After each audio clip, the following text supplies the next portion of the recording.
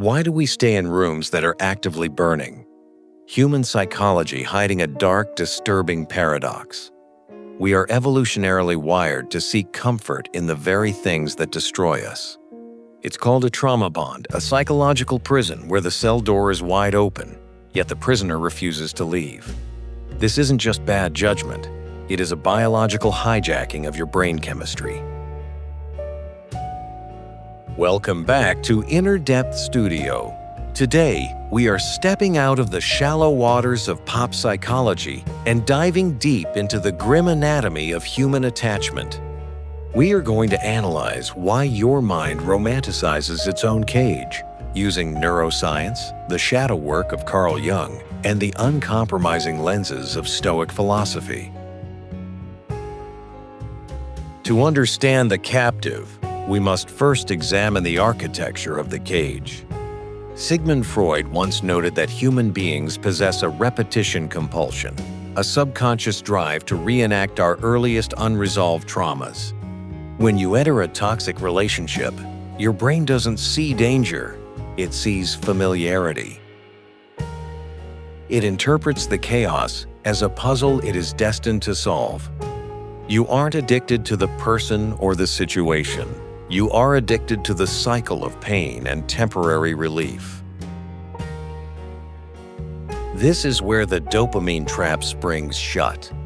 Neuroscientists have discovered that intermittent reinforcement, the unpredictable alternation between intense cruelty and sudden affection, creates the strongest psychological bonds known to science. It is the exact same mechanism that makes gambling so addictive. When the abuser or the toxic habit withholds validation, your brain starves. But when they give a crumb of affection, your system is flooded with a massive spike of dopamine. The dopamine feels earned, creating an illusion of profound, destined love. Carl Jung believed that until you make the unconscious conscious, it will direct your life and you will call it fate.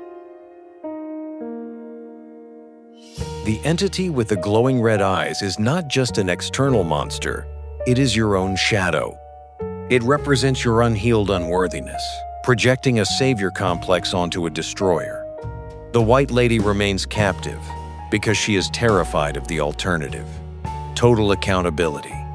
Standing in the dark with a familiar monster feels safer than walking into the unknown light alone.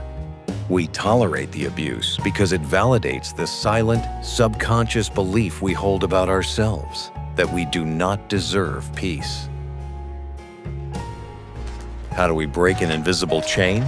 The ancient Stoic philosophers offered a brutal yet liberating cure: voluntary discomfort and radical truth. Epictetus once said, "No man is free who is not master of himself." To break a trauma bond, you must accept the cold, agonizing reality that the monster will never change. You must stop mourning the potential of what could be and look at what is. The moment you choose the sharp pain of walking away over the dull ache of staying, the spell breaks. You must build a mind of stone, an inner citadel that no manipulator, no habit, and no past trauma can breach. The chains that hold you back are purely psychological. If you are ready to stop romanticizing your own destruction, to confront your shadow, and to rebuild your mind from the bedrock up, join our circle. Follow Inner Depth Studio. Subscribe to our journey into the human psyche, and don't let the darkness dictate your fate. Stay deep